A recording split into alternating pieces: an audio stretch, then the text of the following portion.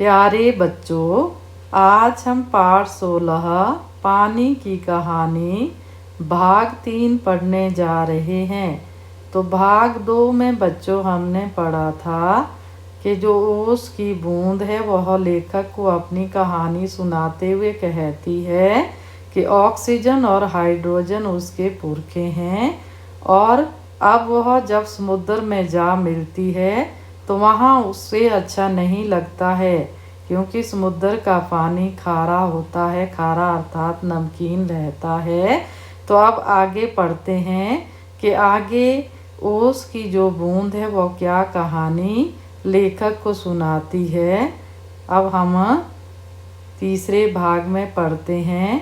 एक दिन मेरे जी में आया कि मैं समुद्र के ऊपर तो बहुत घूम चुकी हूँ, भीतर चलकर भी देखना चाहिए कि क्या है।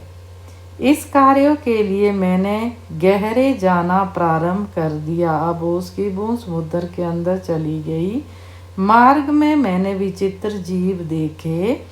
मैंने अत्यंत धीरे धीरे रेंगने वाले घोंगे, जालीदार मछलियाँ, कई कई मन भारी कछुए और हाथों वाली मछलियाँ देखी। एक मछली ऐसी देखी जो मनुष्यों से कई गुना लंबी थी। उसके 8 हाथ थे। वह इन हाथों से अपने शिकार को जकड़ लेती थी। समुद्र के अंदर के जीवों का वर्णन यहाँ ओस की बूंद कर रही है। मैं और गहराई की खोज में किनारों से दूर गई तो मैंने एक ऐसी वस्तु देखी कि मैं चौंक पड़ी। अब तक समुद्र में अंधेरा था। सूर्य का प्रकाश कुछ ही भीतर तक पहुंच पाता था, और बल लगाकर देखने के कारण मेरे नेत्र दुखने लगे थे। मैं सोच रही थी कि वहां पर जीवों को कैसे दिखाई पड़ता होगा कि सामने ऐसा जीव दिखाई पड़ा मानो कोई लालटेन लिए घूम रहा हो। यह एक अत्यंत सुंदर मछली थी। इसके शरीर से एक प्रकार की चमक निकलती थी जो इसे मार्ग दिखलाती थी। इसका प्रकाश देखकर कितनी छोटी छोटी अनजान मछलियां इसके पास आ जाती थीं, और यह जब भूखी होती थी तो पेट भरकर उनका भोजन करती थी। विचित्र है। जब मैं और नीचे समुद्र की गहरी तह में पहुंची तो देखा कि वहाँ भी जंगल है। छोटे ठिगने मोटे पत्ते वाले पेड़ बहुतायत से उगे हैं। ठिगने यानी कि बौने कद के, छोटे कद के। बहुतायत होता है बड़ी संख्या में।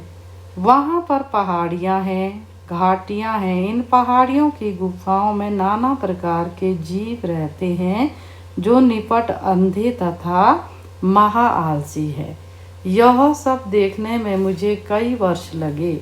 जी में आया कि ऊपर लौट चलें, परंतु प्रयत्न करने पर जान पड़ा कि यह असंभव है। मेरे ऊपर पानी की कोई 3 मील मोटी तह थी। मैं भूमि में घुसकर जान बचाने की चेष्टा करने लगी। यह मेरे लिए कोई नई बात ना थी। करोड़ों जलकण इसी भांति अपनी जान बचाते हैं और समुद्र का जल नीचे धंसता जाता है। मैं अपने दूसरे भाइयों के पीछे पीछे चट्टान में घुस गई। कई वर्षों में कई मील मोटी चट्टान में घुसकर हम पृथ्वी के भीतर एक खोखले स्थान में निकले। खोखले अर्थात खाली। और एक स्थान पर इकट्ठा होकर हम लोगों ने सोचा कि क्या करना चाहिए। कुछ की सम्मति में वहीं पड़ा रहना ठीक था। सम्मति यानी कि सहमति। परंतु हम में कुछ उत्साही युवा भी थे। वे एक स्वर में बोले, हम खोज करेंगे। पृथ्वी के हृदय में घूम घूम कर देखेंगे कि भीतर क्या छिपा हुआ है। अब हम शोर मचाते हुए आगे बढ़े तो एक ऐसे स्थान पर पहुँचे जहाँ ठोस वस्तु का नाम भी ना था। बड़ी बड़ी चट्टानें लाल पीली पड़ी थी और नाना प्रकार की धातुएं इधर उधर बहने को उतावली हो रही थी। इसी स्थान के आसपास एक दुर्घटना होते होते बची। हम लोग अपनी इस खोज से इतने प्रसन्न थे कि अंधाधुंध बिना मार्ग देखे बढ़े जाते थे। इससे अचानक एक ऐसी जगह पहुँचे जहाँ तापक्रम बहुत ऊंचा था। यह हमारे लिए असह्य था। असह्य मतलब जिसे सहन ना किया जा सके। हमारे अगुआ कांपे। अगुआ यानी कि आगे चलने वाले जो नेता थे। और देखते देखते उनका शरीर ओषजन और हदरजन में विभाजित हो गया। इस दुर्घटना से मेरे कान खड़े हो गए। मैं अपने और बुद्धिमान साथियों के साथ एक ओर निकल भागी। हम लोग एक ऐसे स्थान पर पहुँचे जहाँ पृथ्वी का गर्भ रह रहकर हिल रहा था।